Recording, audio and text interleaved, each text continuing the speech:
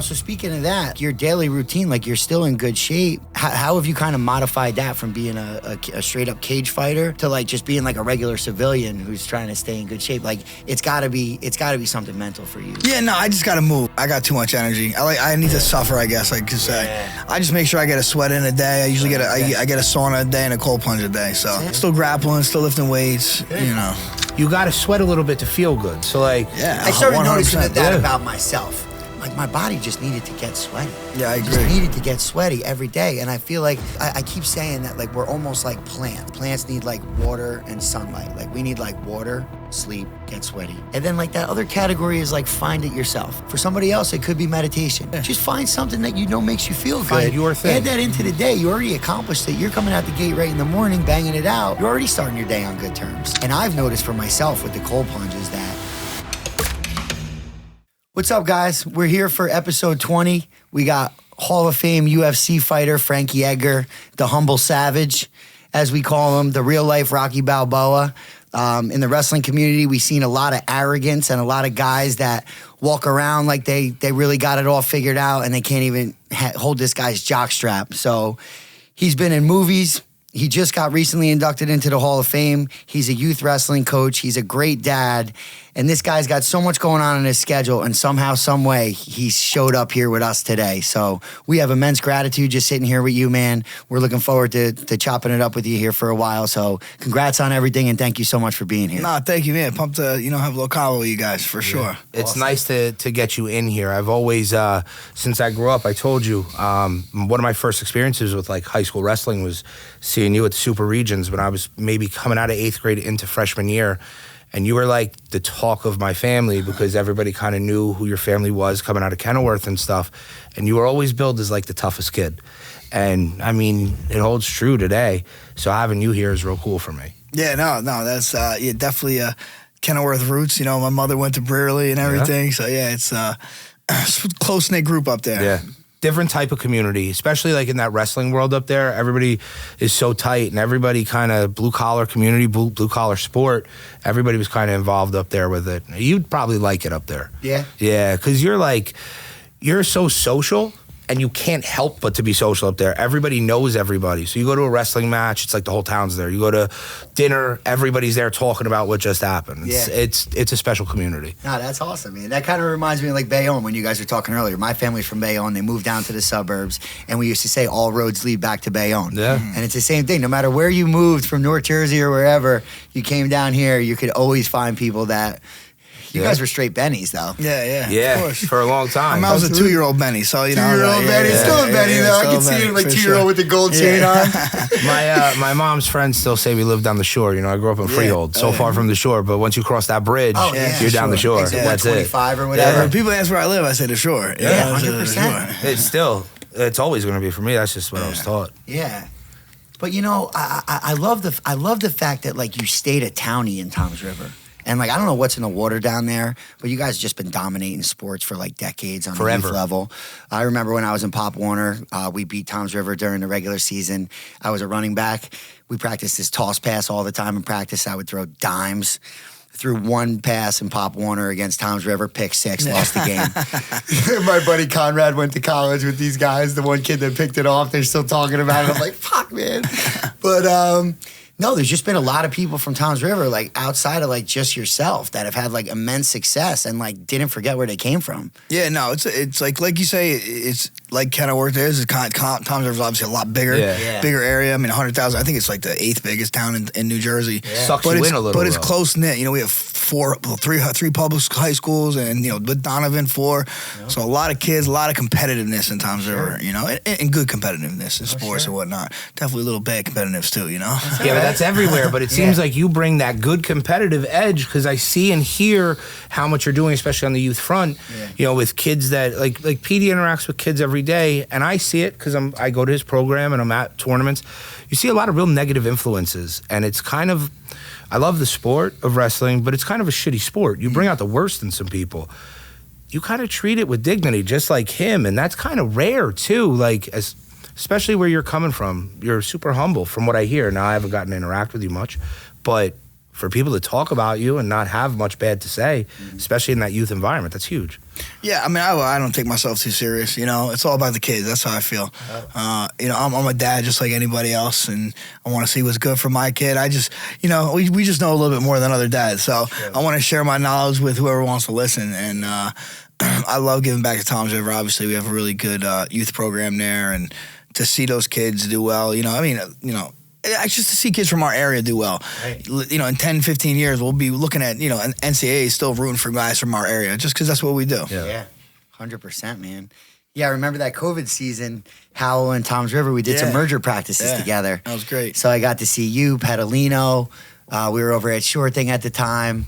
And that was just special, man. I remember just being around you guys just felt like we elevated, you know, just being around you. Then we had an epic dual meet together.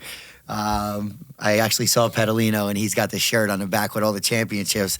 I'm like, dude, can you just write 30-30? Like, you can still write that you won, but just write that we tied on the scoreboard. Just put that on the shirt. But he's another one, dude, that grew up in town, you know, stayed right there, gave back. I think, you know, we get kind of carried away with a lot of selfishness in this world a lot of times, I think. And I think that selfishness leads people to like a lonely island that we kind of talk about where, you know, you guys, whatever's been inside you guys, pulling you guys back there. You know, Petalino could have been a selfish jerk. He's a cop. Yeah. You know, he's got his own life. He's got, what, 4 kids? 4, yeah. You know, he don't have to be making 20 years of sacrifices for all these other kids in town. But, you know, it doesn't go unnoticed, man.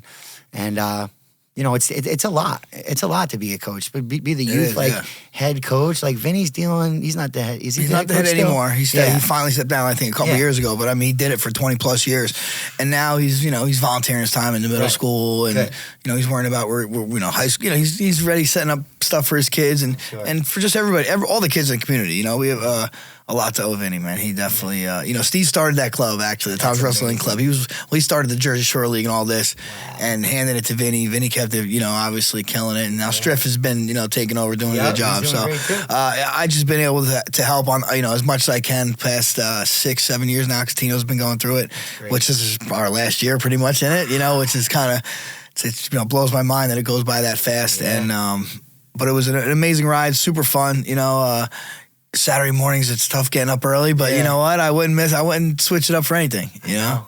Listen, man, by the time his career's all said and done, whatever that is from now, how old is he? He's 13. All right, 13. So you're talking he's got a solid, depending on how long he goes, he's got a solid 10. Solid 10 plus. There's going to be a lot of Saturday mornings where you're not going to have much going on, Absolutely. dude. You're going to be wishing you were at a youth wrestling match. 100%. So it's good. It's good that you have that perspective on things. I'm actually finally a wrestling dad after all these years.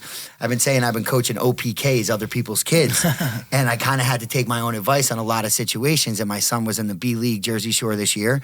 He likes football, but wrestling, you know, he's kind of finding his stride a little bit, and he's been into it. Yeah, but we got plenty of time. But I said, you know, like, it's got to be a sustainable journey. Like, wrestling straight up broke me plenty of times, and like, but it's okay. Like, kids now, they need wrestling now, in my mind, more than ever. Absolutely. Like, I think wrestling is pivotal right now for little kids. Like, what's the other side of things? Like, if you're not at practice, like, what are you doing? Playing Fortnite? Yeah, like, you're just sitting on an iPad, watching videos nothing. and playing Fortnite. Yeah. Nothing positive. Yeah. So just getting out there and, like, taking an L, getting back on the horse.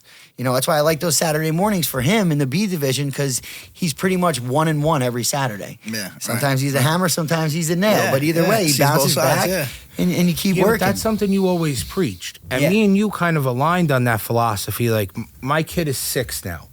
I don't really need him to win right now. What I do need him to do is learn to overcome adversity and keep going. So, like, he took second place at his first 2 tournaments. His third tournament, he took 2 losses. I'm okay with it. The last match, all I said to him was, don't give up. He battled 3 periods. He didn't give up. He came off the mat. I gave him a big hug.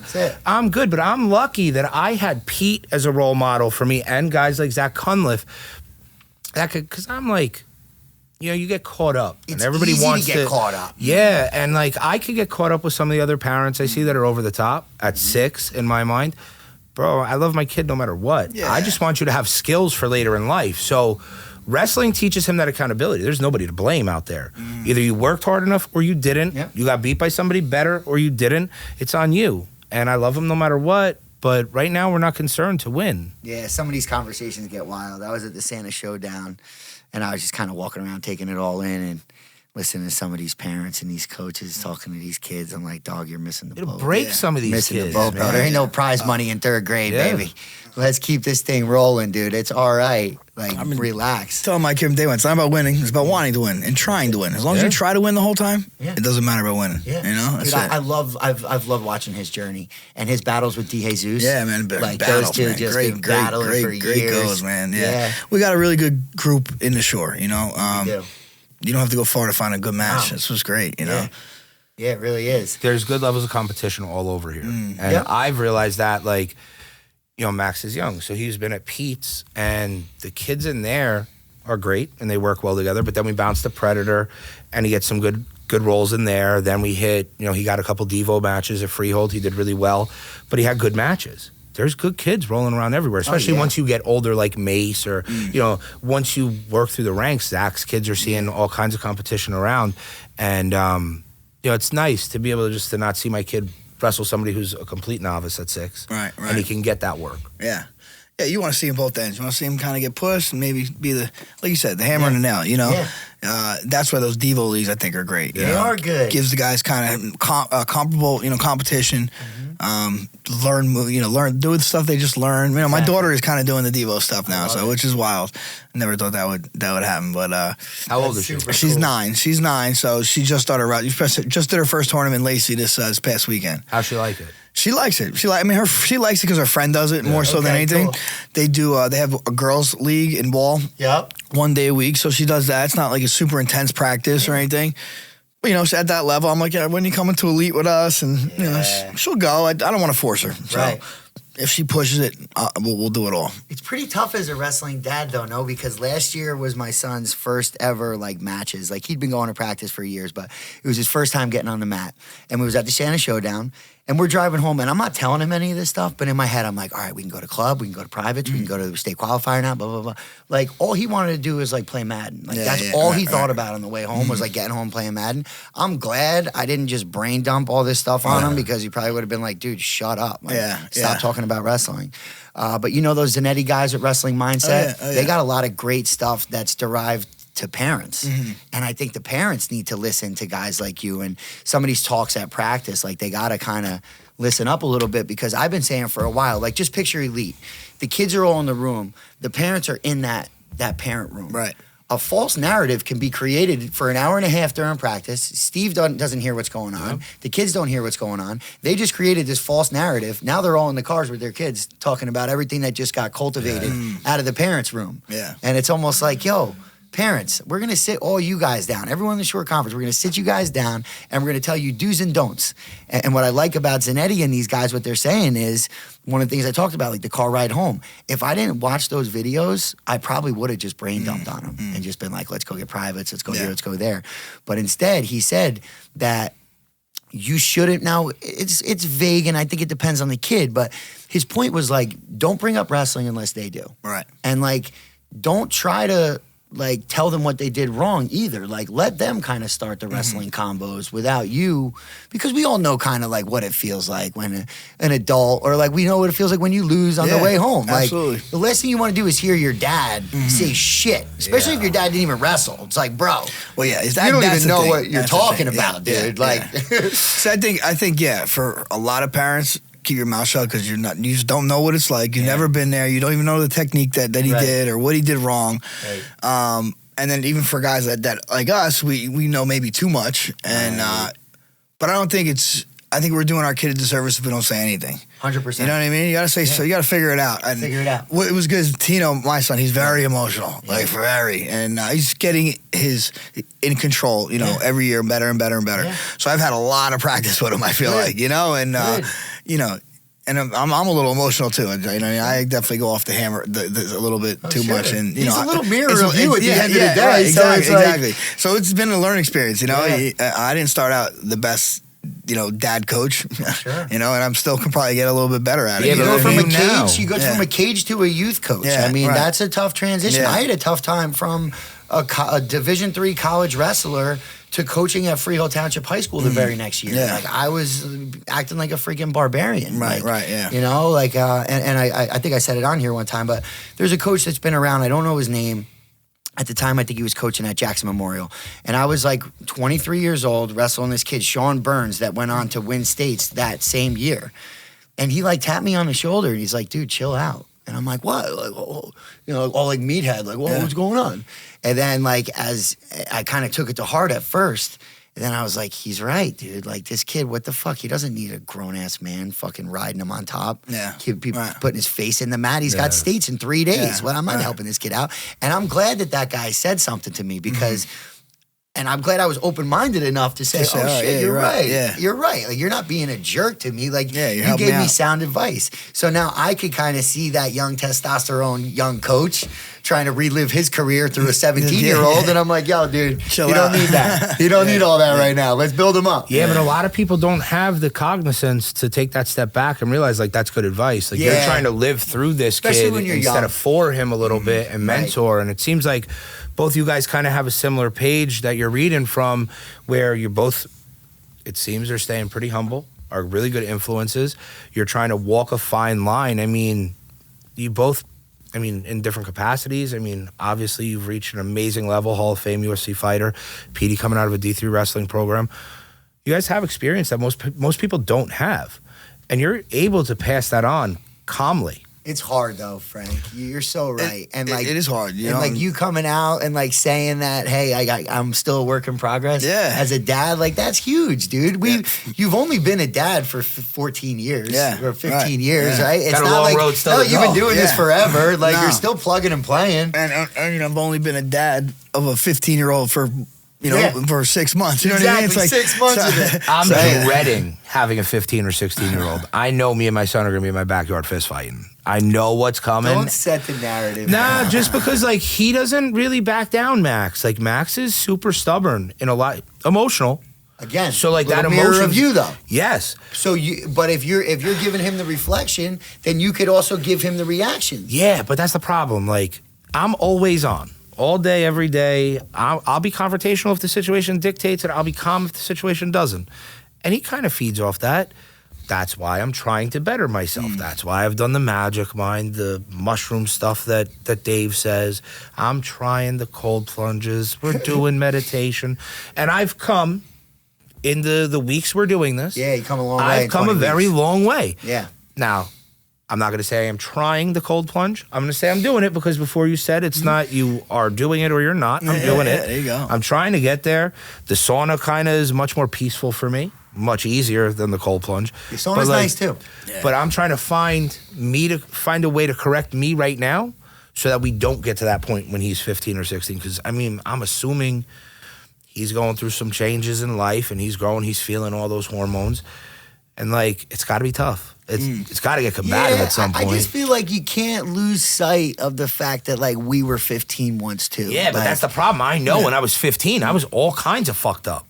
so you gotta kind of realize that that's coming with the territory. Like when I was talking to Zach and John Reilly a few weeks ago, I was like, the stories that we heard about our dads and watching how our dads acted, we're modified versions. So we got real crazy. I'm not going to say we didn't, but it was toned back from our dads. So our kids are going to get crazy. They're going to get wild, but we hope it's going to be toned back from what we were. I hope. You know, I feel like, you know, my dad did better than his dad. Hopefully I did better than him. And hopefully my kid does better than me. And that's about it, you know? That's all we can ask. Those are the goals, right? I mean, that means you've accomplished everything. So you were talking about Steve Rivera a little bit, and like we're talking about dads now. How is it for you as somebody who basically, you know, spent your whole wrestling career with him? You have so much that I'm sure, like he's been around you the whole UFC time. Like this guy has a huge impact on your life, probably considered family at this point. What's it like being able to watch him as a wrestling dad? Yeah, no, I learned a lot from Steve. I mean, you know, Steve is... he's our like the canary in the coal mine, you know, for everything. Because you know he's got a couple years on us, and he's still getting after it, still attacking life. You know, obviously Sebastian is. You know, I think that's got to be the best thing for Steve to have as a coach is. I mean, like, what better way to say how good is you? No one knows how good a coach is, right? Nobody knows because you know there's so many influences on a kid. But I mean, that's Steve's kid.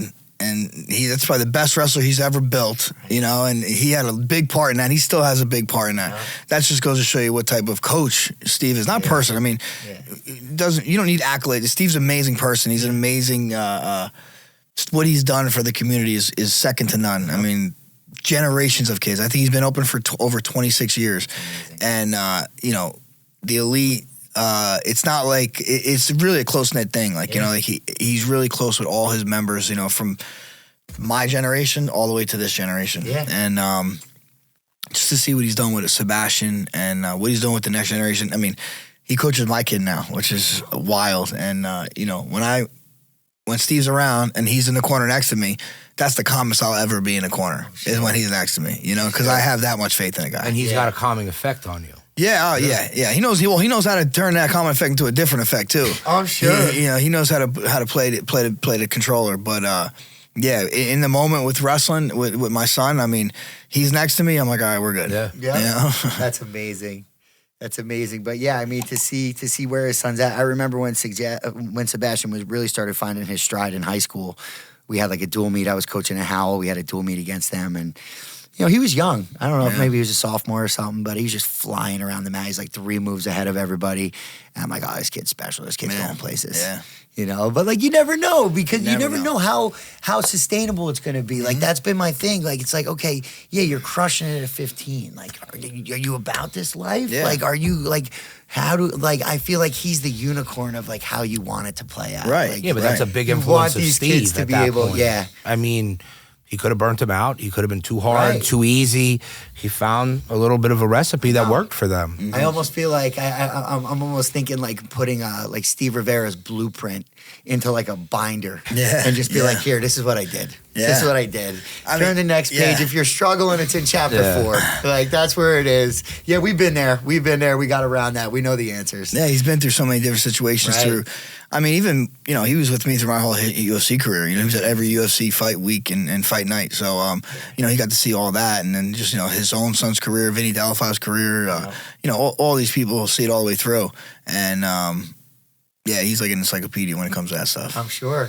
I remember coaching Gina Cardi at Frio Township, and he was one of the elite guys. Yeah. I know. And, you know, he's one of these guys. He says, what does he call it? Something about like for life. What is it? Just Elite like, for life. Elite for life. Yeah. Mm-hmm. And it's like, it's true. Like these cats, they don't just leave when they're done wrestling. And like Gene still seems to be in the room every now and again. Absolutely. We see Gene. Gene comes to my house all the time. And that's all because of that elite connection. You know? Exactly. Yeah. Exactly. And I feel like a lot of kids really, really need that community, especially in some of these teenage years we were talking about.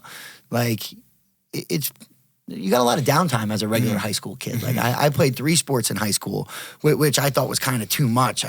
Sometimes I felt like, I want to just be like a regular kid one day. And just not never get a breather. Not get a breather. Yeah. But it was fun though. It was probably better for me. What was I going to do? Trouble too. What was I going to do? You know, but I feel like that community is so strong and it's so valuable to these kids. And somebody like Gene, you know, Gene was a little bit of a wild card in high school, which is fine. Like we're all wild cards. But the conversations I have with him now that he's like a full-blown parent and adult, like he's hit me with these bangers in my DMs on the wrestling club of like, Gene, I remember you were like sophomore in high school going crazy, dude. You're like a grown man now. Like I'm so proud of you. But to have these really, really strong figures in your life is huge.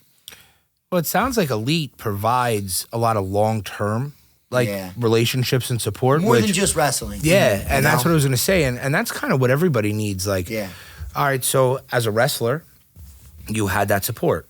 As a UFC fighter, you had that support. Now as a parent, you got that support. You know that Elite for Life, you have that community there to stand behind you. Just like kind of I know that I'm going to have the RWC for Life connection with Petey. He's always going to be in my corner, whether I need to bounce parenting ideas off of him or I'm fucked up emotionally as a person. I could call him and get a little guidance because that's kind of the bond we built. It seems like Elite's forging that too. Yeah. 100%. Yeah, absolutely. You know, any kind of martial art, I mean, I consider wrestling a martial art, you know? So in any kind of martial art, you know, breeds community and brotherhood and, you know, just... but there's a lot to say for it to be sustainable years down the line. Yeah, well, that's why I think martial arts is the way, because then you're, like military people, right? Military servicemen. They remember the hard times with their people because of what they've been through. Yeah. Same thing with martial arts. You know, you're not fighting for your life, but you're fighting for your life. You know, and you guys, when you're in the trenches together, something sticks. For sure, and I think that aspect of martial arts is can give more than just like fitness community. Like I think like people work out, it's going to help your mental health. You're going to get community. You're going to get a feeling of belonging. Mm-hmm. But for when you do a martial art, you're getting something for life. You could pass that on to your kid's kid. You know, and to me that's forever. Yeah, 100%. So speaking of that, like your daily routine, like you're still in good shape, great shape. How have you kind of modified that from being a straight up cage fighter to like just being like a regular civilian who's trying to stay in good shape? Like it's got to be something mental for you more than just. Yeah, I mean, you're not trying to look good on Seaside Beach. I mean, you are, but that's not the goal. Yeah, no, I just got to move. I got to do something. I got too much energy. I need to suffer, I guess, like you say. But yeah, I still train. I train guys. Mark Gray, I'm helping him out. Good. I'm over at Nicotones helping a bunch of these guys come. Build their careers and whatnot. I'm opening my own academy in Toms River. Okay, cool. Within the next few months. So, I just, my kind of workout haphazardly right now because I don't have like my, like I said, I'm going to be opening the school. My schedule's going to be different. So I just make sure I get a sweat in a day. I usually I get a sauna a day and a cold plunge a day. So, yeah. It's a doctor. Yeah, that's it. That's awesome, man. Still grappling, still lifting weights, Good. Hitting the bag. I'll spar a little bit. I'll spar the guy over on the couch a little bit. There you go. When he wants some. There's some of that Kenilworth beef going out here. Petey always says it, though. You got to sweat a little bit to feel good. So, like... Yeah, I started noticing that about myself. Like, I was just like, damn, I would always say, like, I feel like I'm levitating at wrestling practice. Like, I'm not worried about anything. I'm not, like, in my own head. And it wasn't necessarily wrestling. Like, wrestling was just so happened to be, like, the platform that put me there. But... like my body just needed to get sweaty. Yeah, I agree. Just needed to get sweaty every day. And I feel like I keep saying that like we're almost like plants. Like plants need like water and sunlight. Like we need like water, sleep, get sweaty. And then like that other category is like find it yourself. Yeah. Like for you, it's like the sauna and cold plunge. But for somebody else, it could be meditation. Mm-hmm. It could be a coloring book. Like just find something that makes you feel good. Find your thing. Add that into the day. You already accomplished it. You're coming out the gate right in the morning, banging it out. You're already starting your day on good terms. Yeah. And I've noticed for myself with the cold plunges that like I have 3 kids, almost 9, 4 next week and 2.5. So like we're in it. And like that shit is stressful and overwhelming as shit. And I do mortgages and my phone's blowing up and I'm trying to like be dad and mortgage guy and coach at the exact same time. And my fucking head feels like it's going to spin off. But when I get that cold plunge in, it's on the daily, I'll notice like my patience is just cool. Like I'm just like, no, we're fine. All right. Yeah. I was telling you I was at Connie's with them right before this, but I plunged at like 10 maybe. So, like, I was still, like, they were going crazy with the syrup, Rowan squeezing ketchup everywhere, and I was just, like, good. Chilling. We're but fine. do you think that's from the breathing and calming, or do you, I know we keep discussing it, the actual cold is releasing all these chemicals and making you feel that much better mentally? I don't. How do you, when you do a cold plunge, you warm up naturally? I thaw myself out in a hot shower for the most part. Okay. Which is probably a cop-out. I just until I'm warm. Until you're warm? Yeah. Yeah, that's the way to do it. So it takes like an hour. I usually drive to the gym, but my toes are still cold. By the time I get to the gym, I'm like, all right, now I'm warm. You guys are better men than me, man. I gotta toughen up mentally. I just can't get there. It's super mental. So But do 30 seconds. Do 30 seconds. Well, I've gotten a minute and a half every time I've done it. But then I watch Petey. He'll get in there. Yeah, but bro, 3 minutes, no problem. We're driving different whips, dog. No, I get it. Don't even be looking over in the other lane. Would you worry about what I'm doing? I want to make sure I'm doing it right. You get all this benefit, and I'm jealous. Well, you will get that benefit if you're my first time was like 17 seconds, bro. Yeah. I just got to get more consistent. You Stone Cold Steve Austin? Yeah, of course. Did you see his? Did you see him? Yeah, he's a badass, man. Right? He's about as bad as it gets. Right? Slugging Budweisers. He was in there for like 47 seconds. Yeah. Hurting. My son watched that. We're going to revisit this. Yeah. And you know my man's body's hurting after that WWF career. But then you look at a kid like Dave Seidenberg. We're at Thrive. And Still man's looking in the other lane, No, dog. but I'm just saying, like, there's extremes. So, like, yeah, you got to do it consistently. Your body will adjust to it. And Dave finds all this benefit from it probably because he's so much more consistent. He's selling memberships with that. That stone face. Come on. Yeah, He's such a stud, dude. bro, it's crazy to me. He's like, yeah, I could sit in here for like 7 minutes. And I'm like, bro, I want to do like 1 minute and 37 seconds. I'm That's just good. That's in, good. That's it. in Start with steps, that. I Go guess. back in tomorrow. Yeah. Go back in the next day. In steps. Yeah. I So, mean- but to answer your question, it does have immense benefits internally. Yeah. But my best benefits are mentally. Yeah. And it actually like burns fat, which I didn't even realize Yeah, too. So I'm yeah. just like out here just shredded. I got like not even back issues. trying. I've had 2 back surgeries, one in 2000 and then one in 21, and like it was kind of wonky for a while, and then ever since I've been doing the ice baths, man, it's been pretty cool. I'm I got sure, like bad dude. like stenosis, pain down the leg. And it's been good since June. And I don't know. I mean, I do a lot of stuff, Yeah. but I think it might have to do with the ice bath. Yeah, I'm sure. Tell us some more of what you do, because I'm really curious. I Or mean, what you find actual benefit in. sauna. Yeah. Sauna, Yeah. definitely. I love the sauna. I was doing a sauna for probably since 2020. Yeah. Like at least 4 days a week. I love the Nice. sauna. Yeah. And you got that right in the backyard. I have right? it in the backyard. Yeah. Yeah. Perfect. And yeah, that's definitely a Mentally, big I one. feel the sauna's always been great for me. It just, every time I've been in, I Getting kind of sweaty. well, it comes down to sweat again, maybe for me. I mean, It's like another workout. It's a low impact workout. yeah. And it's kind of like it's almost like blood dopes you. You know, Yeah. I feel like when I was doing it for my camps, especially, I would do it like every day. I would do 7 days a week when I was getting ready for fights, and I couldn't get tired. Yeah, you know? I'm sure. Yeah. That was where It that brings Rocky the Balboa energy came It from. brings the blood volume up. Yeah. You know. Yeah. So you said June started with the plunges. Like, was anything physically going on that forced you? No, in there or something? I've been wanting to do it. Like I used to do them in the winter. Yeah. You know, I had a trough, but once it gets warm out, it's getting so much damn ice. Yeah. So I finally got hooked up with the Polar Monkeys ice plunge, and I waited for it to get warm enough to hook it up because they said you can't hook it up when in the cold. So I hooked it up. So it just started in June. That's just when I got it hooked up, and now I've been pretty much religious. So if I sleep in Jersey, like I sleep at home, I'm getting an ice bath the next day. Hell yeah. Yeah. That's awesome. God bless you. How was it Yeah. going through those back injuries? Like, because you're pretty much saying that like you got to get sweaty every day and like you got to stay active, you got all this energy, but like when you have a back injury, like where the fuck you going? Like how was your mental space then when you're Oh man, well yeah. Like you're I- sitting idle. yeah, that dude, gets you're you. just in neutral at that point, I'm sure. Yeah, you're depressed and miserable. Yeah. You know what I mean? Yeah, it's Imagine. miserable. But that's when that's like since 2020. I mean, you could be banged up, but I can still get in a sauna. Yeah. You know, the sauna definitely helps a lot of that for sure. Sure. Before what that, you had yeah. some of those ruts back in the day though when you were kind of laid up after surgery and. You know, did you have was that pretty rough? Was that Nah, like I just a few knew that. months, or- I felt like I just knew what it was. You know, Right. I knew what it was. Like, oh, I'm not working out. I'm fucking Yeah. miserable. My body hurts. Yeah. I'm not supposed to feel like be in a good mood. You Yeah, know what I mean? ain't that the truth? So the tide will turn. You Yeah. know? It So you always got does. the right mindset Yeah. when you're battling it. Yeah, no, and I have the same people around me. Exactly. I've had the same people around me since day one. So, Yeah. no one lets me, get too down on yourself. Yeah, it's not like or- Coach Rivera forgot your Yeah. number because Yeah. your back hurt. Yeah. No, I like that a lot, dude. That's huge. I kind of bring that up because I think injuries a lot of times outside of athletics can kind of leave you stagnant, leave you depressed. You kind of lose your tribe, if you will, or your daily routine, and now you're stuck on the couch. You're laid up with a knee injury, and before you know it, it's like, dude, you could still do push-ups if your knees Yeah, stand up. right. Like, There's you could always still do pull-ups. Like you could, with the back though, that's a little bit of a different battle. Dude. You're kind of just chilling. Yeah, no, I've definitely been through some injuries. But it's kind of par for the course. And sometimes it's like, your body's like, you got to slow down, but even going too hard.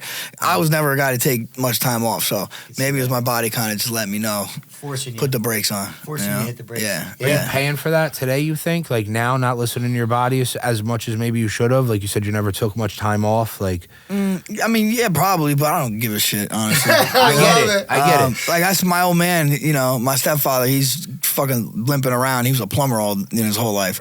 Right. So no matter what you do, you're Get gonna up, go to work. feel it. You're gonna feel it no matter what. And then, like I've been, in some physical therapy places where there's, an older crowd. Everybody's fucked up. Yeah. You know what I'm saying? So it's like I might as well did what I wanted to do, and Hell yeah. find what you love and let it kill you. Yeah. I'm trying. My dad was a union carpenter for like 30 years too, so I was like the same type of thing. Like his body was all banged up, but he loved it. He loved the brotherhood on the job sites, and he loved what he did. He would bring me to the job sites and say, like, you don't want to do this. I was a plumber. I was in Local 9 until my third fight in UFC. That's fucking So I did. Blue collar fighter out here. How many UFC fights did you have total? 30 UFC 30 fights. fucking car accidents. Yeah. A lot of fucking. Just under 8 hours. Golly. I haven't put a full day's work in, bro. I haven't put a full Not day's even work. a day of work. Listen to Kenilworth over here. Chill out, bro. No wonder why you stay so humble. He's got the peanut calorie keeping him in check. Always. Yep. Work 12-hour days. Now, you said it. He's staying humble. He's got people keeping him in check. It seems like you're pretty humble. Has there ever been a moment like you had to reflect and say, like, Frankie, bring it down a little bit? Like, don't let your ego get at you. You've always been pretty level-headed like that. Yeah.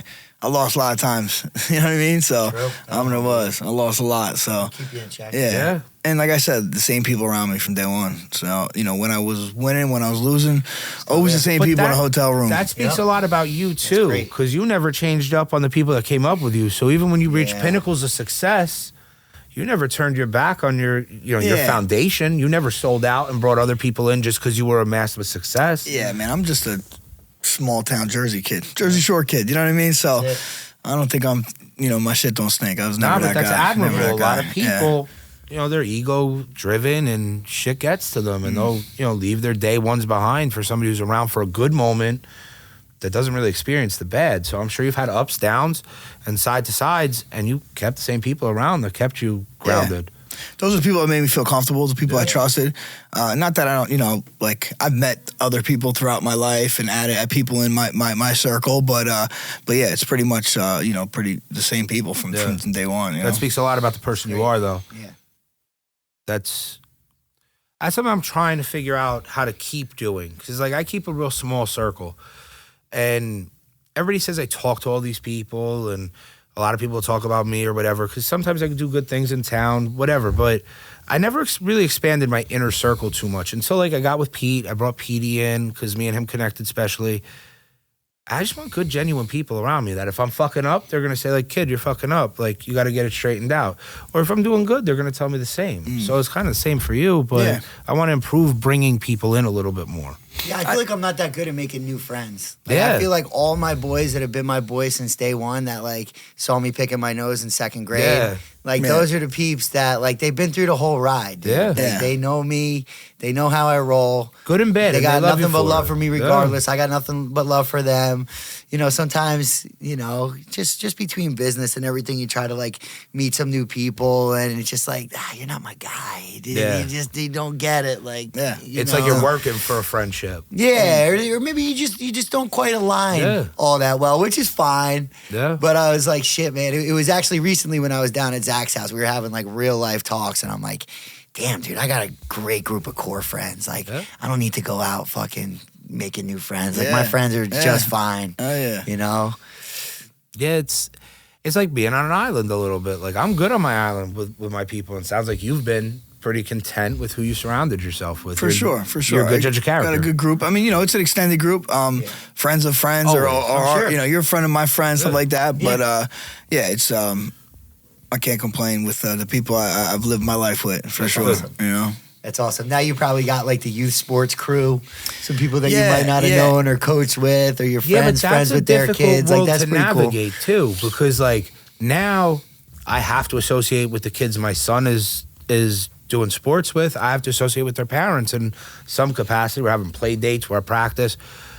Luckily, to this point, I haven't had to really pretend to be friends with any parents. I genuinely get along with everybody. Right. But I know it's going to come where I have to fake that smile and pretend, and I'm kind of dreading that because I'm not really good at it. I'm not. You kind of just get. You're building his future up more than it needs to be, bro. No, I'm just saying. You roll up on the parent, they got different vibes. You stay true to you. I'm just saying, you gotta have play dates and stuff like that. And I'm just saying, vulnerability on my side, I'm not comfortable in those positions. And I'm kind of dreading it, and I know I'm going to have to deal with it, and I hope I deal with it with grace like I've seen you do it. You adapt. You're like a chameleon, bro. You walk in any room, you're fucking good. Yeah, but this guy, he's got certified auto mall right over here in Route 9. They got towing, vehicle sales, and service. So there's people, all walks of life are walking in that building every single day. But by the end of the day, I'm tired of kissing everybody's ass. Yeah, but you're never going to meet a parent that's going to be any different than what you've already seen Oh, at yeah. work. It's going to be the same But now thing. I'm in my personal life, right? So, like... Yeah, but you same adjustments you make in there, you make here, Yeah. you know? Yeah, I don't want to adjust anymore. I just want to be me and be happy. You be you and you be good. That's it. You're the only one that can find that, though, bro. I'm working on it. That's it. That's all you can do. Self-improvement every day. So you and Roger got the podcast going. Yeah, we've been doing it for over 4 years now. I love it. Yeah. I love the topics you guys talk about, too. We cover everything. We talk a lot of shit, you know. Yeah, real life shit, though, that's going on. Roger loves the politics a little bit, you know. Yeah. So. No, it's all right, though, man. I like that, I never though. got involved. I never really got involved with politics, but I feel like now we kind of got to talk about it. Well, times are getting Shit's crazy, getting man. crazy out here. It's so much. Yeah, man, it's fucking wild. I try would to never rabbit think hole we some would. of these topics. Yeah, because it's it's just taboo, and everyone has their strong opinions, and No one's willing to have a conversation. everyone else's opinion sucks. So like whatever happened to like agree to disagree. Yeah, Like, no, I don't it's think not there's that. ever been this epic political barrier. It's really polarizing right now. Way strong Yeah. here, way strong there. You could have a friend, and I said this in the past years ago, like whether it's Trump, Biden, whoever it is, okay, you never met that person, but like your best friend, you could give him a questionnaire with 10 questions, and you guys might not have the same exact answers, but you guys are best friends. You never met this guy? And you're drinking all the Kool-Aid, whichever side it is. You don't know this guy, dude. Yeah, right. You put your get whole emotional. livelihood on the results of his thing. Worry People about get your own emotional shit. about politics, though. My cousin lives around the corner from my house. She blocked me on Facebook like 4 years ago. We haven't talked That since. happens in a lot of households. Because these she days. found out I voted for Donald Trump. Like, whatever. I'm not saying he's the best. He was the choice I made at the time. Whatever. But like, Yeah. I'm not I think crazy. a lot of people made that choice too. Yeah, but I'm not crazy. Like, I'm really reasonable. Let's talk about it. Like, we need to excommunicate ourselves from each other's lives. Like, that's wild to me. Yeah. No, it's just wild. I was talking earlier, and like I just like I wasn't drinking all the Trump Kool-Aid. But now I'm like, yo, this guy's our savior. Like, I mean, this dude is that's, like, the other option is not too good. Yeah. That's the thing, That's yeah. what I'm I saying. mean, I kind of drank the Kool-Aid, though, to a point. During the last election, I kind of led a rally. They had a big Trump rally out of Lakewood. We left and met with like 4 other groups. I mean, led a rally. We he said. shut down the Parkway. State police came, the whole 9 yards. Me and my wife were out. I got videos. She's got videos on her TikTok. There must have been 1,000 cars. Damn. It was wild. And they had the one in the water down by Tyson Shoal. Yeah, They had like that's a whole huge. boat Yeah. parade. It was the same, like similar timing. And a lot of support, bro. But like, it was cool. But Biden got 80 million votes. Nah. Yeah. I mean, late too, bro. yeah. late. I saw a lot of support in a really, really Democrat state on that parkway when we were out there. Yeah. So I don't know. I've never seen support for a Republican candidate like that before. Yeah, no, I just feel like as crazy as everything gets in the United States, I think it's just more time. Like I don't know how it's all going to play out. Like I don't know if there's going to be a civil war.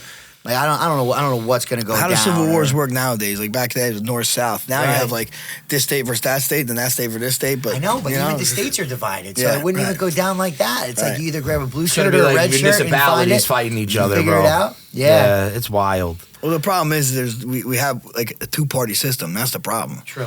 You know? Worst thing in the world. I was actually saying that You if got I no ran options. for politics, I would run right down the middle.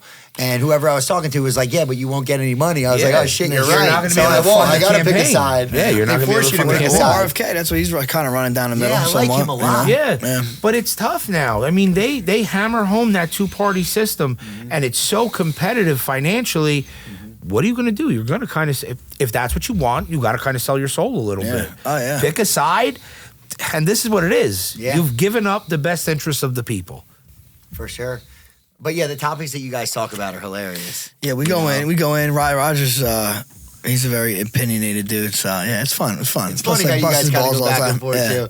too. I saw your story yesterday that you were trying to put something Yeah. up, and he had his Yeah, camera out. You were yeah. calling him out and everything. But Roger seems like a good dude. But yeah, I think you guys were talking about that crazy thing that was going on with one of the what do they call it? Like the Hasidic. There was something going on in New York with the tunnels. Yeah, and like I only see like pieces of info, and I try not to rabbit hole different things. Yeah, but no, I wonder what was actually going down over there, man. It could be anything, and like the media gives us like a short little clip, and then they're like, "All right, figure it out on your own." Yeah, but you could wind up on YouTube that, watching shit about that. That's what I mean. 3 hours. I've been down that road. All conspiracy theories come up, you know. Yeah. I mean, you can make a conspiracy theory out of everything. Yeah. Yeah, but I think I'm kind of like a conspiracy guy, and I think that they're pretty spot on, a lot of them. Oh, 100%. I am a A lot of them conspiracy ends up coming true. Yeah. And like I got a buddy that believes every conspiracy, which, you know, everyone can't be is he true. a flat earther? He probably is a flat earther. Okay. He might even be like the space is fake type Right. guy. You know? I've heard some stuff like that. Yeah. I've heard some stuff like the So- clips from the moon are fake. Did you put that like, one up? Yeah, and something with the Statue of Liberty is like the devil symbol or something. Like, I don't know. Bro. Bro, there's a And then you lot got out the there. pyramids. How Yeah. are those really built back in the day? I just mean, watched something on the there's a lot pyramids the going other on. day, and they're saying that the United States has pyramids that were from the Mayans. They were in the South, and they have pyramids. It was on YouTube. I fell asleep watching it. Yeah, Chichen Itza is in Mexico. Okay. Yeah. But they said that they came to, I want to say it was Atlanta, that there was an influx to Atlanta and that there were pyramids built here. And they're just recently starting to discover this with topography maps and infrared lasers or whatever, however they do it. It was pretty interesting. I mean, I fell asleep watching it, but it was really interesting. I'm starting to sip on some of the alien Kool-Aid these days now. No, but now that they're telling us they're aliens, now they ain't no exactly. aliens. Yeah, they're now it's telling like, us, no, I this don't is a believe distraction it. tactic or something. What's Crazy. coming next? If you're telling us there's aliens, what are we turning They away want from? us to be, they're gonna be like there's aliens, but there ain't no aliens. You know? I know. They It's call funny. that the blue Distraction. Or blue whatever. project or some shit. Blue beam. Blue Blue beam, beam. yeah. Yeah, blue beam. No, it's true, man. They put your focus on something Something else and they else. slip it right under the rug. They hit you with some tax code or something from That's it. behind. Yeah. You Or they're know gonna be about like, oh, the aliens are here. Put this mask on. Yeah. Fuck you. Yeah. Yeah. Exactly. Get this shot. Get the booster. Yeah. This is an alien booster. Right. Hell You yeah. know, we've had some we've Interesting had some times in the last topics couple like of that. years, Yeah. man. Like the whole mask thing. Like I wore a mask. I fucking hated wearing a mask. I don't see the point of it. But they'll shove anything down your throat just to. Well, because people do it. Yeah. That's I the actually problem. stopped watching the news in like 2020. I did the same thing. Because I was saying for years, like, damn, It's depressing. The news is 1 hour and there's a positive story on the last 1 minute. Yeah. Fuck out of here. I don't It's need that fucking negativity in my depressing. life. I get my news from Twitter.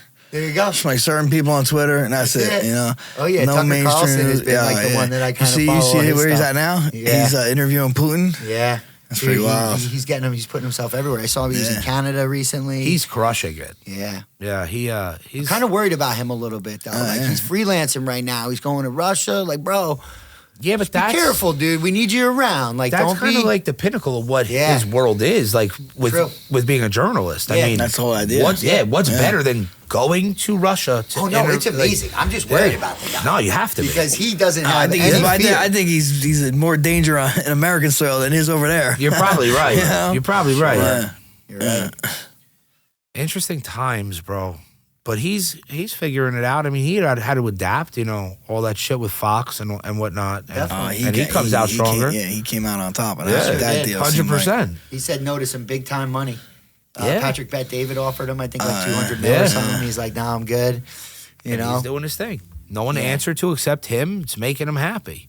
I'm pretty sure he put those Zins on the map too, man. Yeah. People started buying those Zins like crazy after him and Theo Vaughn had them going on. He's a Theo big Vaughn Zen is guy wild. over there. He's a Nice. big What Zen flavor, guy. Chris? The smooth. Okay. Smooth. All right. I don't do any fucking I guess I'm not because I be rocking the 6 milligram citrus out here. He's judging you right now, bro. He's judging you right That now. is hilarious. I used to do mint ones though. There you go. Mint pouches. So I guess we'll finish off like with the movie, dude. Bastard Sons. Like, I mean, like you said yes to Us, which I was like super impressed by. But like somebody asked you for a movie, like what, like I don't know, how'd that go? Like, what's going through your mind? So- like, yeah, sure, I'll go be an actor. Well, if I'm you not practice in the mistaken, mirror for a half hour. Like, I think Dennis Interdonato was part of that too, right? Oh, Kevin. Well, so yeah, Dennis's brother is Kevin. I Yeah, apologize. yep. Those are Howell guys. Yeah, that's what I was going to say. And yeah. great guys. I've Yeah, known Dennis a long time. Kevin's a good dude, Dennis man. is solid. I've met his brother one time. He was a really nice guy, but they're solid people. Yeah, no, Kevin, we had him on the podcast, just telling us about his projects and everything. He served in the military too. And then a couple weeks later, he asked me and Roger if we wanted to do cameo roles in his upcoming project he had. I'm like, yeah, we'll do it. A week later, he's like, hey, someone fell out. Do you want like one of the main parts? I'm like, I've done like some stupid stuff, playing myself in commercial and Right. a kickboxer movie, being a commentator, playing myself. I'm like, I never really did anything, but I'll do it. Yeah. So it was probably pretty cool playing that it was role cool. that you had, It was though, cool. man. I played a gangster. I played one on. My life on the Jersey Shore, so it wasn't too hard to do. You know what I'm saying? And that was right in your Didn't take element, much dude. acting. Yeah, it didn't take much acting. That's the thing. That's what Kevin was really good with. He's like, listen, don't think about acting. Just remember your lines. I'm like, all right. But then I get shot in a movie. I'm like, bro, I gotta act a little bit. Yeah, I can't I'm just getting sit shot here. in a movie. Right. So yeah, but it was an awesome experience. I had a blast doing it. Working with everybody was cool. There was, Kevin was on The Sopranos. Al Sapienza was in it. He was one of the main characters of The Sopranos. Yeah. This guy, Malik Whitfield. He was on Temptations. He was in it. So there's some guys that had some pretty big experience, and then people like myself. Roger had a role in it. Yeah. My son Santino had a little tiny role in it actually. awesome. So Would you do it again? yeah, I mean, if there's a sequel, which is there's rumors there may be a sequel. If it that's does cool. okay, I would do it. I'm not gonna move to Hollywood or nothing like that. I'm not one of those guys. But if something like a project comes across my desk that's cool, that will work out, date wise, I would definitely jump in again. Yeah, That's dude, cool. I don't even think Hollywood's all that cool anymore, honestly, bro. Now that we know Yeah, all no. the stuff that goes Well, on yeah, out I there. know, dude. Oh I my feel God. like you guys talked about Cat Williams' interview. Right? Yeah. I think there was a lot of truth in there. There was a lot of some real stuff that he I was saw throwing my out man there. run like a 4.440 after that interview came out. Yeah. He posted a video. No, I'm talking so. about these creep No, directors, but I'm saying, bro. so like there was, he said he did it. Yeah. He came out, he posted a video. Yeah, of he him running- really ran a 4.440. Yeah, they posted a video. Guy's fast as He fuck. is funny. So I mean, he was honest about that. There's got to be some more. I was watching this one clip of him doing stand-up, and he kept putting on "Every Day I'm Hustling." Oh yeah, and he would yeah. say he's like a different employee or something. like He's at the fry clerk. Yeah. That shit was hilarious. Yeah. He's like, yeah, I'm working at CVS. They put "Every Day I'm Hustling," and he's got the Yeah. cart.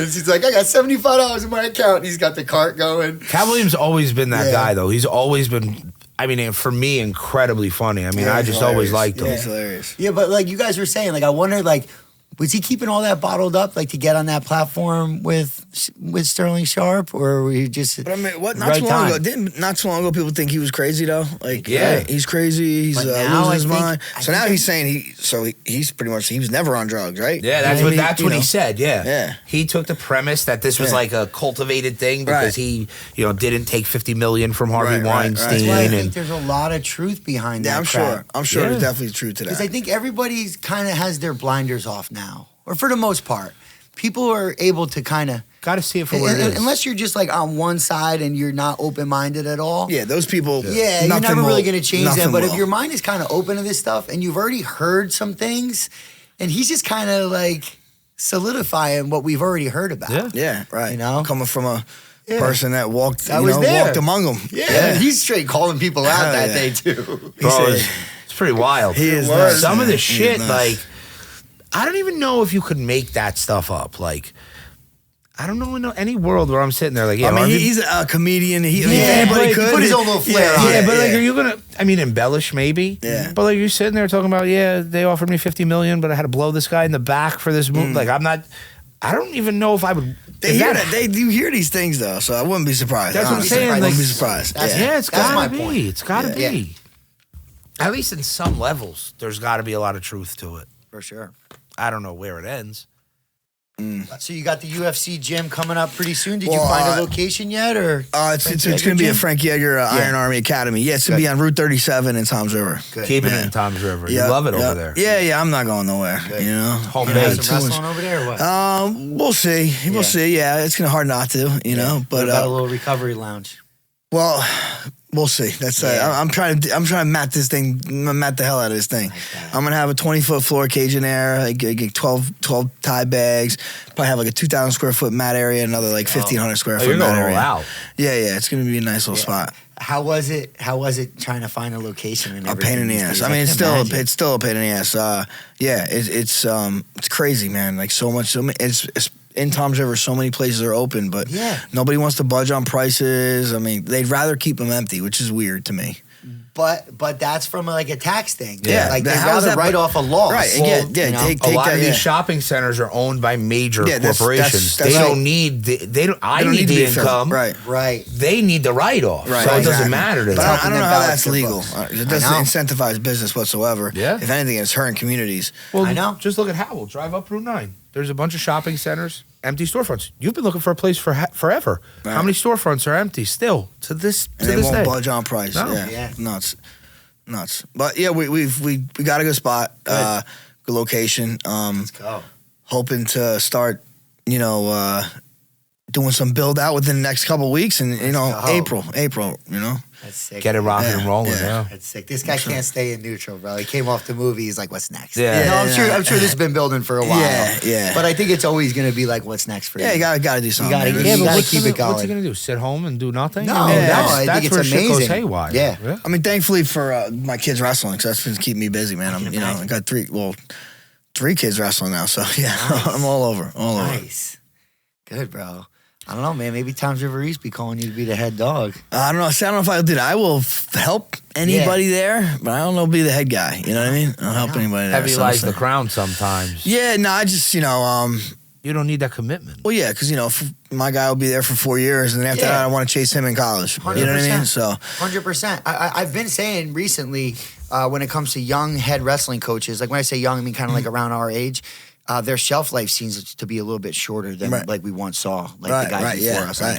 It is a lot of sacrifice. Now you got the girls wrestling, the paperwork and all this other stuff involved. Like I think these younger cats are starting to realize, like, damn, man, like this seemed awesome to want to be the head coach, but now There's that I a lot am, of work. like, shit, I got Yeah. these kids at home now. Right. And it's kind of like a thankless job. I mean, Yeah.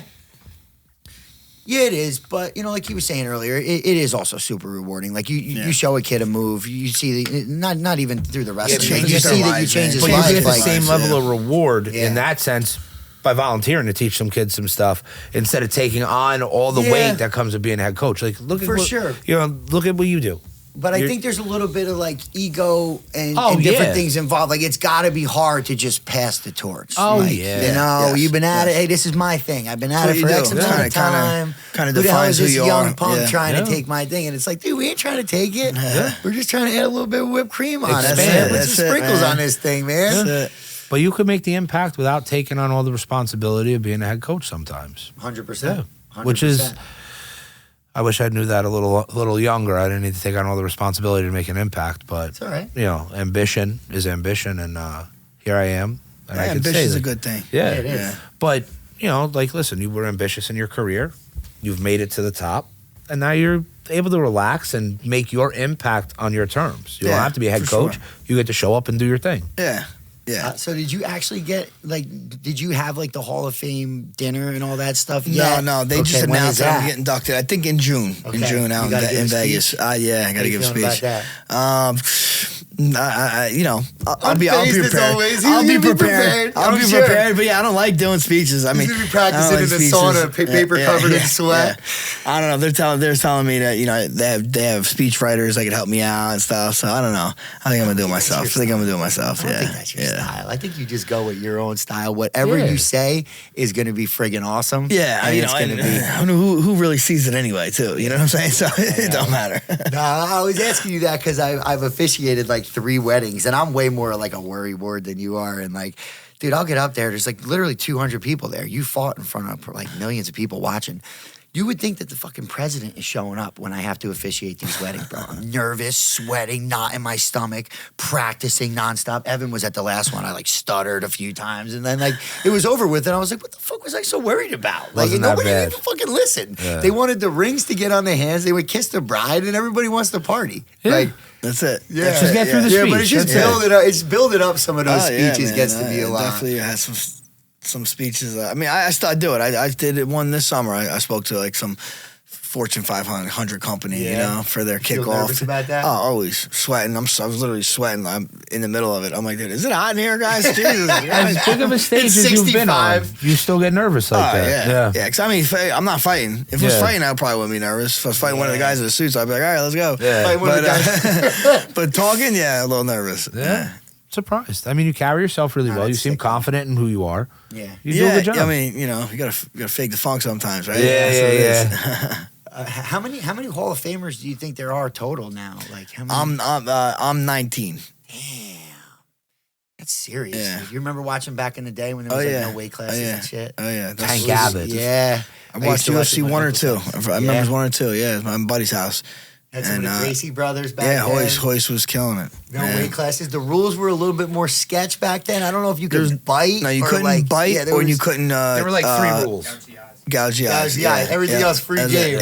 Kicking in the nuts, whatever. Yeah. It's a different world now a little bit. Do you have any fighters that you kind of watched that kind of came up to emulate or anything? I mean, I trained along George St. Pierre. We shared the same coach, Phil Nurse, for a couple years. Yeah, he's another gentleman savage like you. Oh yeah. He was, and never wrestled, and probably has the most takedowns in UFC history. Never wrestled. You could tell that he really got his reps in with everything. Yeah, he was a professional. He was real... in MMA maybe one of the first professional athletes. I could see that. And then I watched an interview with him. Knew how to prepare. Yeah. I watched an interview with him talking about how fighting always made him real nervous. Yeah, even getting in the cage. Oh yeah, I know. With all of his experience, made him super nervous. It wasn't him by nature. Yeah, but he would say, I wish the lights would go out. The night of before he's going out, he's like, I don't want to go out. He does not want to go out there. That's you would crazy. never notice it. Yeah. I was looking up to that guy without knowing him. Like, you knew him just seeing him and his career and how flexible he was and kicking people and like you said with the wrestling component. But it's been wild how the whole world, but also the United States, how much is into the UFC now. Oh yeah, yeah. It's it's it's probably rivals one of the big 4. I think so. Yeah. And there's no off season. That's the good thing about fighting. I don't know. You got Swifty involved with the NFL now, but I think it's got everything to surpass everything else. Like baseball's had their BS, boxing has had their BS. Yeah. Football, I'm kind of over it, but I know everybody in the United States is all about it. I'm over football. But I like the fact that it's kind of never ending. It's not just football's kind of fall to winter, then it's done. Where this is dang. UFC's every it keeps you weekend. engaged. There's always something new to talk about. There's always a new topic, a new guy, something coming up. Sean Strickland dominated everything. Headlines-wise, everything you saw on Facebook was Sean Strickland for X amount of time. And now you're on to the next phase. It's always evolving really quickly. Yeah, no, definitely a lot of content. A lot of content, I'm sure. Which in today's day and age, it's all about content. Content is king. Swipe. I know. And it's you're almost... You're just as good as your next one. Yeah. I'm okay, what's next? Oh, bang, someone just got knocked out like crazy. That's got millions of views. How's things been with you and Dana White over the years? He seems like a Dana's cool, man. Dana, I get along great with Dana. He's always been good to me. I saw him, in Toronto when I got inducted. So nice. Dana's cool. Danny's a street dude. I get along with him. Yeah, he don't seem to pull no punches, and it doesn't seem like he's ever really changed up. He seems like he's always been consistent. Same guy. What you see is what you get. He tells you what it is. He's made some good changes that we talk about. He's about the cold plunge life now. I'm talking linked up with Dr. Brecka or whatever. Yeah. But he didn't sell out as who he is. He's not he went changed. all in on who he was. Yeah. Speaking of all in, I see he puts in some monster bets too. If I can gamble, my stomach would be, I'd be throwing up making bets like that. He won I think $10 million from the Palms or something like that. They kicked him out. They told him he can't gamble anymore. The house always wins, man. They see him coming in. Yeah. They don't want to give all that briefcase money away. He's got a system. But he just seems like a real dude. And it's crazy that he bought it with partners and stuff for $2 million or something like that. And now it's worth if I'm in not the billions. Mistaken, he I saw something about when they started, he borrowed money or whatever and was getting shaken down by some gangsters at some point in the beginning, and just perseverance, he kept it going, and look at it today. Isn't that wild though? Yeah. Because maybe somebody else could have got it. Yeah. I think he was. But where would it have been? He was the guy for the job. Yeah. I don't think we really know about it, honestly. Yeah. He definitely was the guy. Yeah. I mean, I wonder even when he goes, what will happen when he's gone. That's a good question. I think now that there's such a foundation for it, there's got to be. It seems like a huge business. So like, there's got to be someone. This person needs to be a lot like him, though. Well, like, it's got to be a risk taker. Pretty brash dude. Yeah, you know? yeah, brass balls, ready to make some moves. I don't know what he was talking about with this mega fight or something going on. You guys might know more about what he's got. UFC 300. They're supposed to. They haven't announced the main event details, yet. but that seems like it's going to be epic. It's supposed to be. Yeah. Yeah, it is, right? Yeah, but like they gotta fucking announce it already. It's in April, right? Let's go, yeah. Announce that damn Yeah, thing. but dude, that's got to be his tactic. Yeah, of He course, knows. of He course. knows He don't what's have it going done on, yet. dude. He Yeah, don't have the probably deal not. done yet. But That's he why. said yes, and then he finds the answers. Like people can learn from him. Yeah? You know, everybody. He's a You smart know, man. not everybody, but people can kind of over prepare for something and kind of miss the boat. Yeah. Where he's like, "Yeah, we're gonna do it. We'll figure it out later." You know, He's willing to roll the dice and bet on himself. definitely. Yeah. Oh yeah. Well, Frankie, dude, thank you Hey, so much no, for my joining pleasure, us man. today, It was great bro. talking We to you hope we appreciate that big time. We really had the goal of like helping one person, and we're kind of just visualizing just one person that was like feeling down on their luck about things, and they kind of hear some of our stories, and they can kind of find their stride a little bit. So, yeah, we thank you so No, much, my dude. pleasure, we know you're a man. busy man, and you made it happen for us. No, It's worked. I'm glad it worked out. No, I Appreciate it, appreciate guys. you being here. Thank you. Cool. Want to hit him with the All right, like and subscribe and everything? Guys, thanks for watching. Click the links, like, share, subscribe. We appreciate you. As always, please, if anybody's got struggles or whatever, reach out to me or Petey, hit our inbox, slide in our DMs, whatever it is. We're here. Thank you. Cool. Good shit, baby. Bro.